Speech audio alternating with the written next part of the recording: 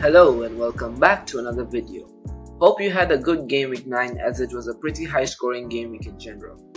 In this video we are going to look at our team selection ahead of game week 10, the transfer plans and thoughts going into the game week. If you missed the game week 10 watch list video, make sure you watch that after, it will be on screen at the end. Let's jump in and starting off with a look back at how my game week 9 went. 91 points all out with a -4 hit. A red arrow turned green because of the Madison 18-pointer to finish the game week. We started Iverson in case Rogers started him over Ward, and it was the right thought as Leicester did keep their first clean sheet of the season, but Ward kept his place. Trippier's clean sheet somewhat fortunate after being substituted in the 83rd minute and Newcastle conceded shortly after, as a result of which Pope scored only 2 points. It was the right choice keeping Jesus as he scored and got an additional 2 points to end up with 8 points this game week. It was the Haaland game week, however. An impressive 5-goal involvement performance against Manchester United from 3 goals and 2 assists. 46 points from him, which contributed to more than half of this week's point total. Mitrovic was brought in as a result of his form and ownership, but nothing was delivered from him as he was substituted in the first half with injury after receiving a yellow card for a 0-pointer. There are changes to my original plan, but we have to await further injury news for the future decisions. Let's take a look at how my team is shaping up. In goal, Pope at home to Brentford. This season, 2 of his 3 clean sheets have been at home. Only Bournemouth have a better clean sheet record at home than the Magpies. Newcastle do have a 32% chance of a clean sheet according to the Fantasy Football Hub.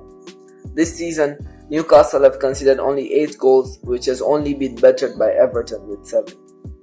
Moving on to the defenders.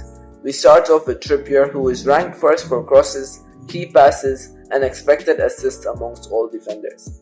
He has risen to 5.5 mil from the start of the season, which now does look a fair price from him, and it is not too late to own him if you don't already.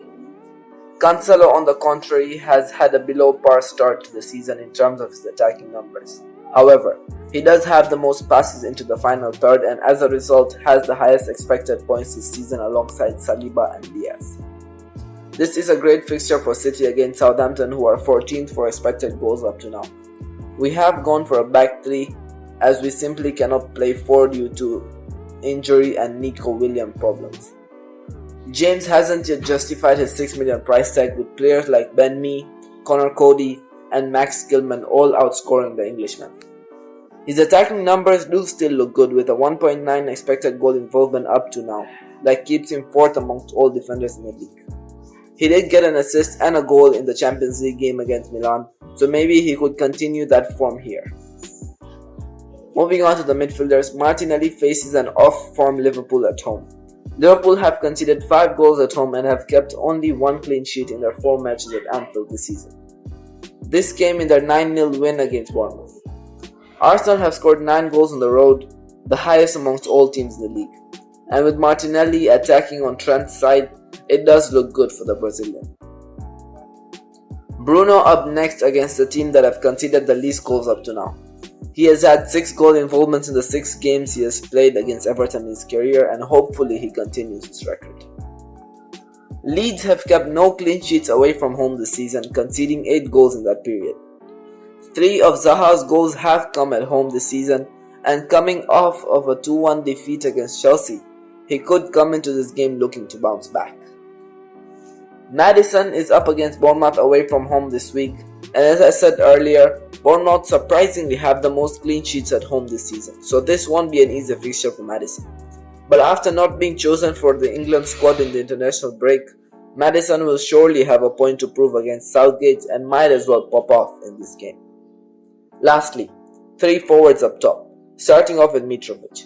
He faces West Ham away from home, and the only concern with him this week is his injury that forced him off against Newcastle last game. So Andreas will come on for him if he fails to recover before the match day. One of the most obvious captaincies this season, Haaland. His points will be irrelevant for this game as he will push to 200% effective ownership as he faces Southampton at home, who surprisingly are the 6th best team for expected goals conceded away from home this season. Lastly, to wrap up my Game Week 10 team is Jesus at home to Liverpool. His ownership has fallen just short of 70%. He is a player who is in my plans out of the team ahead of Game Week 12 where he has a blank. This Game Week I've decided to roll my transfer and will take 2 free transfers for the next Game Week.